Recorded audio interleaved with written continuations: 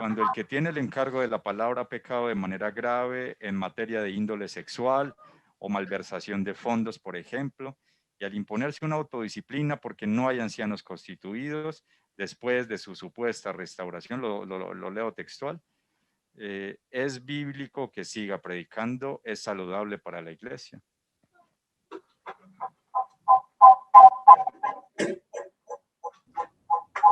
Es una pregunta supremamente difícil y controversial, pero hay un pasaje que no sé si los hermanos me están escuchando. Hay un pasaje pues dos pasajes, uno en el Nuevo Testamento, en Primera de Timoteo capítulo 3, verso 2, que dice que los obispos deben ser irreprensibles. Hay ciertos pecados que afectan el testimonio público de un hermano seriamente. Entre estos, pues, como decía ahí la pregunta, el pecado sexual es tremendamente destructivo para el buen testimonio de una persona. Y hay un pasaje en Proverbios que yo cuando lo leí me trajo mucha claridad, que es Proverbios 6:32, cuando dice, el que comete adulterio es falto de entendimiento, corrompe su alma el que tal hace. Heridas y vergüenza hallará, y su afrenta nunca será borrada.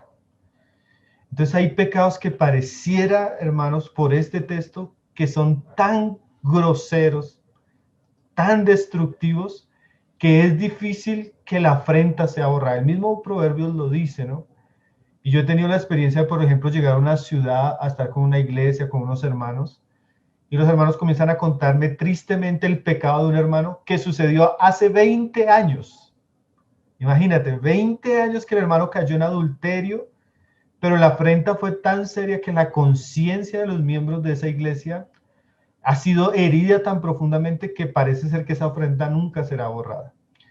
Entonces es un asunto muy delicado y es un asunto que afecta tanto el testimonio que personalmente yo creería que en algunos casos prácticamente imposibilita la restauración, y no la restauración del hermano, sino la restauración del ejercicio público, es en cuanto al ministerio de la palabra.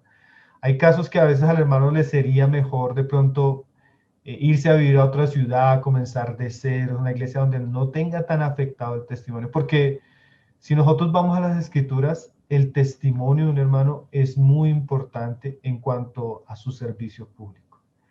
Ahora, a veces ya en la práctica, las dificultades, pues esto genera eso como todo pecado, ¿no? El Señor le decía a Malaquías a los sacerdotes, en Malaquías a los sacerdotes, que sus pecados trajeron lágrimas para el altar.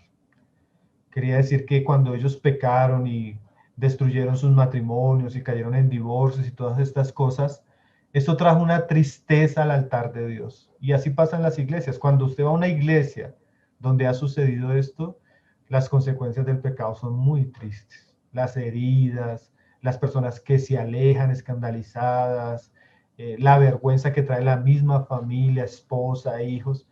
Es un asunto que el Señor nos libre de esta situación. Y sin ser como muy dogmáticos, porque esto es un asunto que hay mucha discusión, a mí estos pasajes me dan a entender que sería muy difícil que un hermano volviera al ministerio público.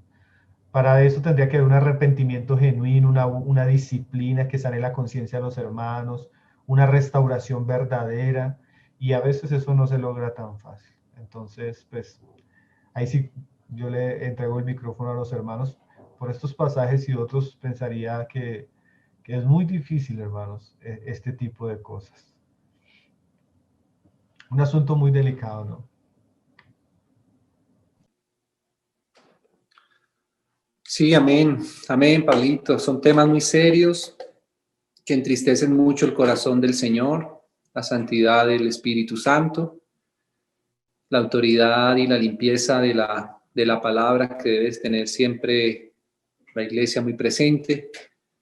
Creo que son varios aspectos aquí en el que si tal vez se tuviera más tiempo, se podría descomponer toda la problemática que genera pues una situación como estas. A veces las personas, por ejemplo, confunden lo que es el perdón de parte del Señor para la persona. A veces las personas piensan que es lo mismo el perdón personal con la autoridad que el Señor también puede quitar de la persona. A veces el Señor quita la autoridad por cosas menores, como por ejemplo lo fue en el caso del rey Saúl, ¿cierto? En donde el Señor ya no podía respaldar el ministerio del rey Saúl. Además, hay también cosas que no todos los casos son iguales, a veces hay más agravantes en algunos casos, hay algunos, pues también, digamos, cosas particulares que hay que revisar con cuidado. Lo que definitivamente pienso yo, seguramente concordamos todos, es que esto no es un asunto ligero. Hay personas que piensan que no hay una disciplina de parte del Señor, entonces quieren rápidamente imponer la conciencia y exigir a todos que le acepten rápidamente cuando ha cometido errores muy graves. Pienso yo que no se puede aprobar cosas livianas en medio de la iglesia, cosas sobre todo a ese nivel, digamos, de seriedad, porque ese es un nivel de seriedad que da la palabra. Esto no es porque alguien quiera ponerlo o hacer hincapié. El Espíritu Santo fue muy serio en estos aspectos, principalmente en los que mencionaban los hermanos, de esos adulterios o esos pecados tan groseros, y lo que tiene que ver con esa parte de las finanzas. El Señor no es un Señor, hermanos, el Señor no es un Señor alcahueta, no es un Señor simple, no es un Señor al que podamos, digamos así, como pasar por la faja tan fácilmente. Hay cosas muy serias en la iglesia, hermanos. Nosotros tenemos que aprender que la iglesia es un lugar de mucho temor, que lo que nosotros hagamos es muy complicado, muy difícil, no solamente aquí, es un tema serio de cara a la eternidad. Que el Señor nos guarde todos, porque en esto necesitamos que el Señor nos ayude, pero lo que sí no podemos nunca consentir es un grado de liviandad de personas que hacen las cosas mal y aparte quieren seguir manteniendo sus derechos o su autoridad, etcétera. No podemos decir que sí, no podemos corresponder con eso, porque no vemos eso así por la palabra, y porque el Espíritu Santo es algo delicado, es algo serio, es algo santo. Lo que tiene que ver con la predicación de la palabra del Señor también es algo bastante delicado. O sea, hay que tener mucho cuidado con eso. El Señor nos guarde y guarde a todos nuestros hermanos. Y los que han pasado por esas circunstancias, seguimos orando que el Señor les restaure, que el Señor les dé luz, los fortalezca y también les dé la prudencia adecuada y el cuidado adecuado para no ofender la conciencia de los hermanos, ni el testimonio de la iglesia, y sobre todo la santidad del Señor.